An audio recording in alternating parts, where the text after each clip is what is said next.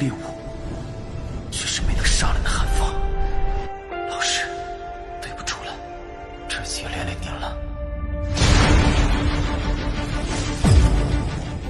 Selamat datang di animasi Donghua Spoiler. Om dan Tante, jangan lupa seruput kopinya, kencangkan sabuk pengaman, mari kita mulai. Pada awal episode diceritakan bahwa Xiaoyan bertarung melawan 5 dewa lainnya untuk mendapatkan pil energi. Selanjutnya, Xiaoyan memurnikan energi iblis menggunakan apinya, dan pil energi pun sedikit berhasil untuk dimurnikan. Setelah itu, dia bertarung melawan Kaisar Keabadian langkah kedua, dan scene pun berganti. Pada saat ini sosok pria itu tidak lagi berpikir terlalu banyak, dan dengan satu gerakan, dia berlari ke dalam kabut abu-abu yang menutupi seluruh pandangan. Di sisi lain, ketika melihat pemandangan ini, Xiaoyan memiliki senyum tegas di wajahnya. Selusin pil energi yang baru saja dia telan tidak hanya membuat matanya memerah, tetapi juga garis merah seperti sutra laba-laba muncul di separuh wajahnya. Pada saat ini, energi iblis di dalam tubuh Xiaoyan sudah sangat kuat, tetapi meskipun demikian, Xiaoyan masih mempertahankan akal sehatnya agar tidak menjadi mayat hidup. Sungguh tekad yang kuat, gumam sang ratu. Matanya yang indah selalu tertuju pada sosok Xiaoyan, dan dia menunjukkan kekaguman dari waktu ke waktu. Ada banyak pejuang dengan tekad seperti itu di sampingmu, tetapi ratu tidak pernah memandang mereka, ucap kelinci Bingyun yang tiba-tiba berbisik. Namun, pada detik berikutnya, sebuah pukulan ringan mendarat di kepala kelinci Bingyun, dan suasana pun tiba-tiba menjadi tenang. Tapi, kelinci Bingyun masih tampak sedih, sampai-sampai dia tidak berani mengatakan sepatah kata pun. Dia sangat tampan, aku sangat menyukainya, ucap sang ratu yang matanya bersinar dengan cerah, dan ketika melihat kelinci Bingyun lagi, ekspresinya kembali berubah. Sementara itu, Xiaoyan sejauh ini sudah menelan lebih dari 60 pil energi. Bahkan, orang kuat yang berada di ranah Kaisar Keabadian tidak akan berani menelan pil energi sebanyak itu. Setelah menelan lebih dari 60 pil energi, meskipun Xiaoyan tidak duduk bersila untuk berlatih, pada kenyataannya, lautan bintang di dalam tubuhnya terus tercipta dengan gila-gilaan, di bawah pengelolaan energi murni yang konstan. Kini, lautan bintang di dalam tubuh Xiaoyan sudah mencapai 450 juta, sebelumnya dia tidak menyadarinya. Di sisi lain, sosok pria itu juga merasakan bahwa Xiaoyan menjadi sangat aneh, jadi dia bangkit dan melarikan diri. Namun, dengan bantuan dari sayap dewa, jelas tidak mungkin bagi pria itu melarikan diri dengan begitu mudah. Segera, tubuh Xiaoyan bergerak kencang untuk mengejar pria itu, tanpa memberikannya kesempatan untuk melarikan diri. Saat ini, pria itu memandang Xiaoyan yang mengejarnya, dan alisnya juga berkerut. Itu karena dipaksa melarikan diri oleh kultivator di ranah tingkat dewa. Adalah hal yang sangat memalukan baginya. Pada saat ini, kedua sosok itu melesat dengan kencang, dan dalam kabut abu-abu, ada seorang pria yang kebetulan berada di samping saat ini. Dia perlahan mengangkat kepalanya, matanya seperti obor, seolah-olah dia bisa menembus kabut abu-abu ini. Apa-apaan ini? Seorang hanya di tingkat dewa mengejar Kaisar Keabadian, dan bahkan bisa membuatnya ketakutan setengah mati. Apa yang sebenarnya terjadi di sini? Gumam orang itu. Taisu 927, bukankah dia memiliki sayap di belakangnya? Bagaimana bisa ada tingkat teknologi kuno di dunia Soanyin? Tanya sosok lain yang tiba-tiba muncul. Ternyata begitu. Itu seharusnya adalah sayap milik Dewa Perang. Tetapi, itu seharusnya berasal dari teknologi kuno, bukan dari dunia Taisu, ucap Taisu 927 sambil menganggukkan kepalanya. Taisu 863, apakah kamu mau mengejarnya? Tanya Taisu 927.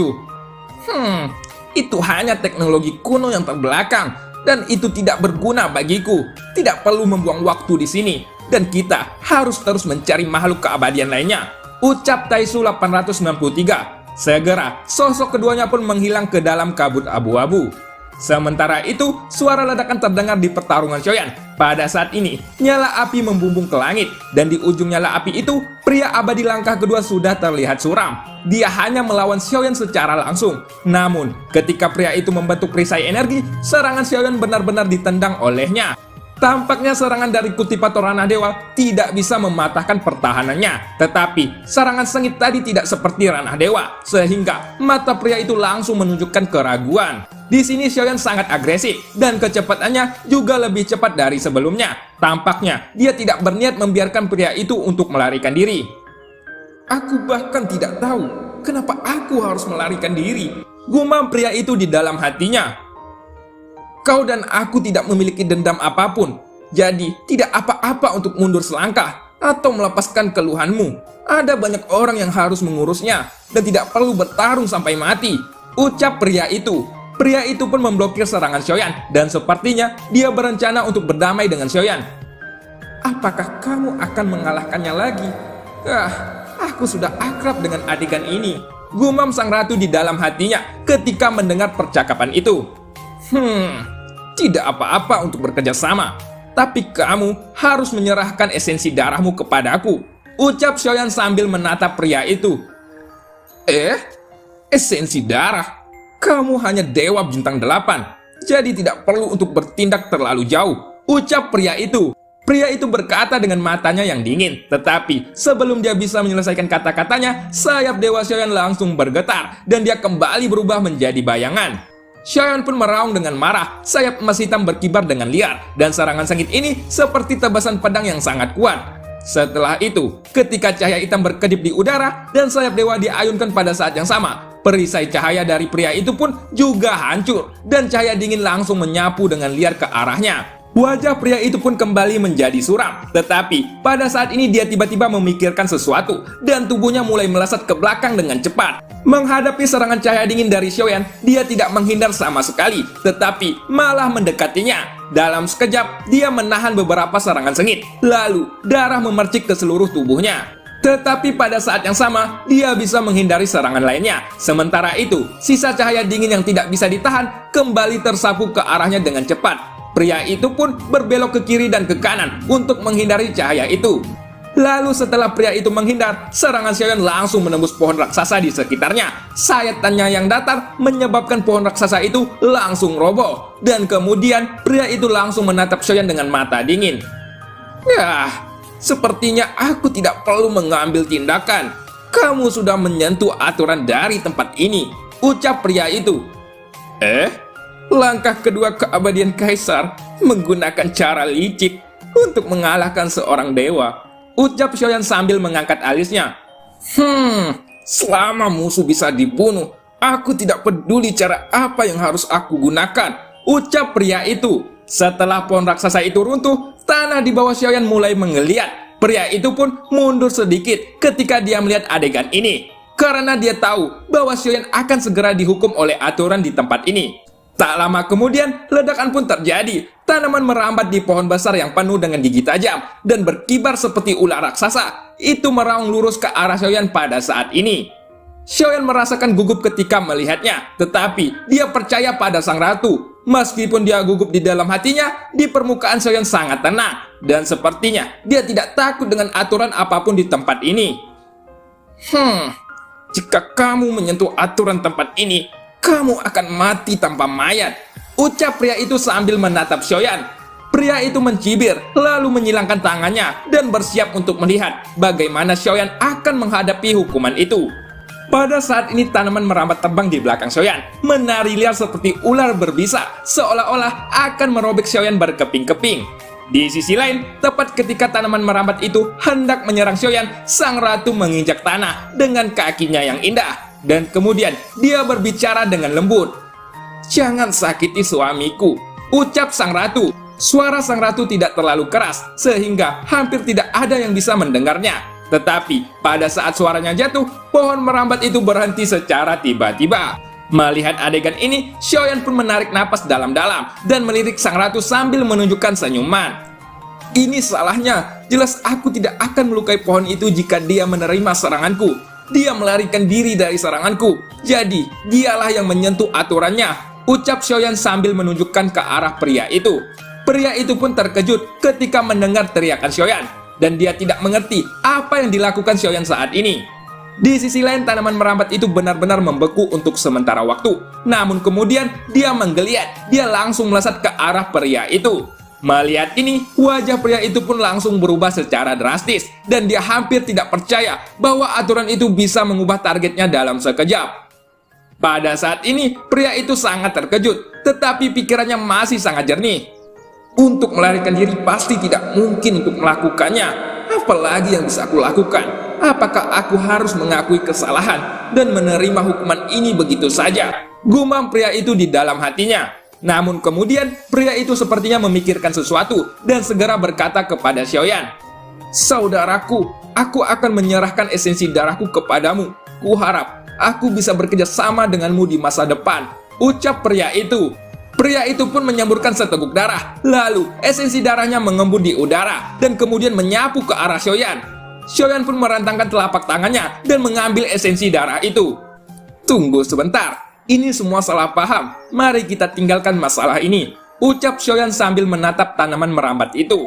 Mendengar ucapan Xiaoyan, tanaman itu pun berhenti sejenak, seolah-olah dia telah dipermalukan dan tidak mundur untuk sementara waktu. Sepertinya beberapa dari mereka tidak bisa menurunkan niat membunuh. "Patuhi perintahnya. Dia adalah satu-satunya pria yang kumiliki. Jadi, kalian harus mematuhinya," ucap sang ratu. Setelah suaranya jatuh, tanaman merambat itu bergoyang dan menghilang dengan kecepatan yang sangat cepat. Dengan ini, tidak peduli aturan apa yang akan disentuh oleh Xiaoyan, selanjutnya mereka tidak akan pernah muncul lagi. Sementara itu, setelah menyaksikan tanaman rambat yang benar-benar mundur, mata pria itu pun melebar. Ia pun kebingungan dan pikirannya penuh dengan tanda tanya. Di tempat seperti ini, tanaman rambat itu mematuhi seorang dewa. Dan sekarang, bahkan dirinya yang seorang keabadian di langkah kedua harus mematuhi seorang dewa itu. Di sisi lain, Xiaoyan tidak memperhatikan pria itu saat ini, tetapi ia duduk bersila dan terfokus pada dirinya sendiri. Kini, sudah terlalu banyak sumber energi yang ada di dalam tubuhnya, dan dia perlu waktu untuk memurnikannya. "Bunuh siapapun yang berani mendekatiku," ucap Xiaoyan pada pria itu. Mengingat momen mendebarkan barusan, pria itu tidak bisa berbicara. Dia berdiri tidak jauh dari Xiaoyan, dan segera melihat ke arah sekeliling. Lalu, setelah dia selesai memperhatikan sekeliling, matanya kembali ke posisi Xiaoyan. Namun, tiba-tiba ada seorang wanita yang memegang seekor kelinci muncul di samping Xiaoyan, dan ini membuat pria itu terkejut. "Jangan khawatir, aku adalah istrinya," ucap sang ratu. Sang ratu memandang pria itu sambil tersenyum lembut, dan pria itu pun menatap sang ratu dengan wajah terpana. "Dia sangat cantik," gumam pria itu di dalam hatinya. "Salam Nona," ucap pria itu. Setelah pria itu menyelesaikan kalimat pertamanya, ia menyadari bahwa dia salah berbicara. Jadi, pipinya langsung memerah dan dia menggertakkan giginya dengan wajah canggung. Sang ratu pun tertawa seolah-olah dia tidak peduli. Kini, sang ratu tidak menggunakan pesona apapun, tetapi ada semacam pesona bawaan yang secara alami akan memikat semua orang yang melihatnya. "Tunggu sebentar, ada seseorang yang mendekati kita," ucap pria itu. Pria itu tiba-tiba mengerutkan keningnya, dan saat dia bergerak, dia tiba-tiba menyerang ke kejauhan. Singkat cerita, waktu pun berlalu. Pada saat ini, Xiaoyan tiba-tiba membuka matanya. Matanya masih penuh dengan cahaya merah. Dia sudah menyerap semua energi murni dari pil itu. Tetapi, energi iblis tetaplah bertahan, dan energi iblis ini terlihat sangat kuat. 500 juta sumber energi, gumam Xiaoyan. Xiaoyan berkata dengan suara yang dalam. Lalu, dia berdiri secara tiba-tiba, melihat sekeliling, dan melihat sang ratu yang ada di sampingnya. Kilatan api iblis pun melintas di matanya. Kemudian, lengannya terlentang, dan dia langsung memeluk sang ratu dengan tangannya. Kini, kelinci Bingyun pun terjepit di antara keduanya lagi, dan kemudian ciuman gila Xiaoyan jatuh dengan keras di bibir sang ratu. Namun pada saat berikutnya, sosok Xiaoyan tiba-tiba tersadar. Jadi, dia segera meninggalkan sang ratu yang pipinya sudah memerah. "Apakah dia baik atau jahat? Aku tetap menyukainya," ucap sang ratu sambil memegang pipinya. Jika aku tahu situasinya akan seperti ini, lebih baik aku tetap tinggal di Bintang Pentian," gumam kelinci Bingyun dengan wajahnya yang sudah pucat karena terjepit. Di sisi lain, pada saat ini Xiaoyan sudah tiba di belakang pria itu. "Berapa banyak orang yang sudah kamu bunuh?" tanya Xiaoyan yang secara tiba-tiba muncul. Pada saat ini, sebuah suara terdengar, dan sosok pria itu pun tiba-tiba menoleh untuk melihat Xiaoyan, yang menatapnya dengan acuh tak acuh. "Ada 4 orang yang mendekat, dan aku sudah melenyapkan mereka," jawab pria itu.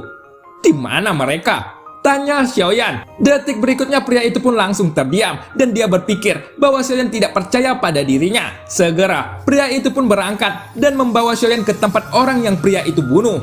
Setelah tiba, dia menunjuk ke sebuah reruntuhan yang jatuh di tanah dan Xiaoyan pun langsung berjalan maju perlahan dan berjongkok. Ketika melihat perlakuan aneh Xiaoyan, pria itu pun mengikutinya dan dia juga berjongkok namun sambil mengerutkan keningnya. Di dalam benaknya pria itu berpikir bahwa akan ada beberapa petunjuk atau sesuatu, tetapi setelah Xiaoyan mencari sebentar, ada cincin di tangannya. "Ayo antar aku ke lokasi korban selanjutnya," ucap Xiaoyan. Dalam sekejap pria itu terkejut, tubuhnya bahkan bergetar secara tiba-tiba, dan setelah berpikir cukup lama, sosoknya kembali bergerak dan langsung menuju korban yang lainnya. Dan cerita pun berakhir. Sampai jumpa di episode selanjutnya. Ada topi mereknya Kuku. Ngopi dulu ya omku. Om, Tante, mana labnya? Masa nonton terus?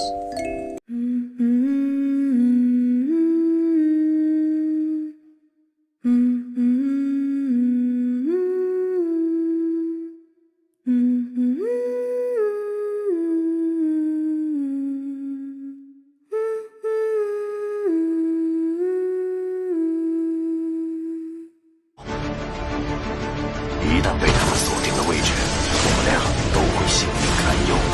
所有的阴阵，只为了这一天，我已经等待了太久。今天若是你能够安然无恙地走下擂台，萧炎从此不再踏进迦南学院半步。他迟早会发现的。既然如此，就给他一个惊喜吧。今天，我不会让你们两人彻底的闭上嘴。就算他还活着，你们之间也绝不可能。